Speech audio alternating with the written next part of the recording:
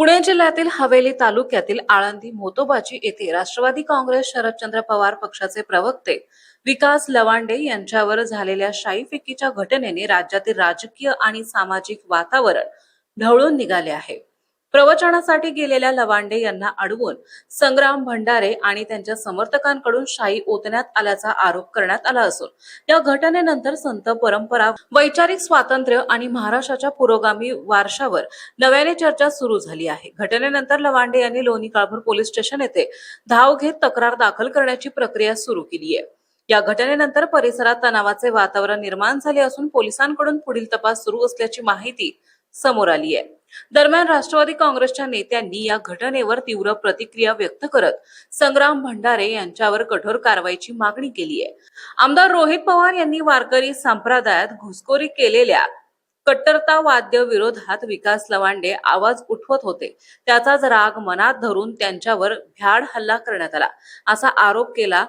ज्ञानोबा तुकोबांनाही मनुवादी प्रवृत्तीने छळले होते, त्यामुळे अशा हल्ल्यांना आम्ही भीक घालणार नाही असेही त्यांनी म्हटलंय। खासदार सुप्रिया सुळे यांनीही या घटनेची गंभीर दखल घेतली आहे।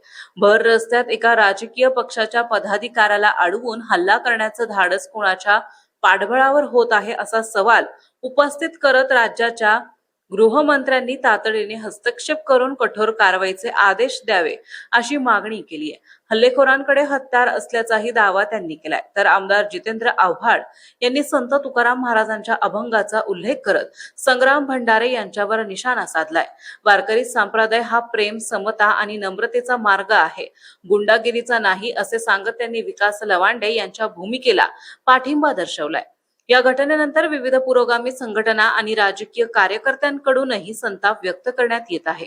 लोकशाहीत मतभेद असू शकतात, मात्र विचार मांडणाऱ्यांवर शाईफेक, धमक्या आणि गुंडागिरी करणे ही महाराष्ट्राच्या पुरोगामी परंपरेवर आघात करणारी बाब आहे अशी प्रतिक्रिया उमटत आहे।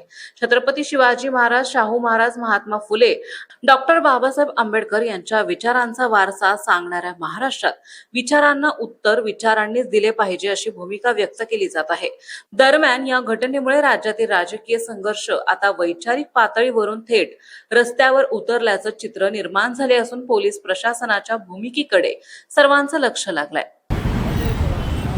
आज सकाळी म्हातोबाच्या आळंदी तालुका हवेली येथे माझं एका दशक्रियेच्या निमित्ताने प्रवचन होतं। ते प्रवचन संपल्यानंतर 10 वाजता मी आळंदी म्हातोबाच्या इथून पुण्याला जायला निघालेलो असताना रस्त्यात गावाच्या बाहेर आल्यानंतर वारकरी संप्रदायातील संग्राम भंडारे आणि काही 10-15 गोरक्षक होते, सगळेजण 2-3 गाड्या होत्या आणि त्या सगळ्या गुंडांनी मला रस्त्यात निर्जन स्थळी अडवलं।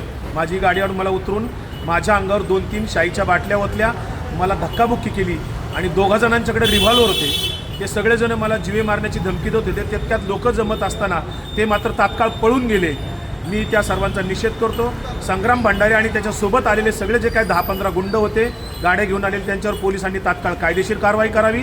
मी लोणी काळभोर पोलीस स्टेशनला इथे फिर्याद देण्यासाठी आलेलो आहे।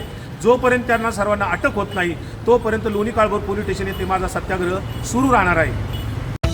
महाराष्ट्रातील महत्त्वाच्या आणि ताज्या बातम्या पाहण्यासाठी आजच आमच्या लोकराज्य न्यूज 24 न्यूज चॅनलला YouTube वर सबस्क्राईब करा आणि बेल आयकॉन प्रेस करा।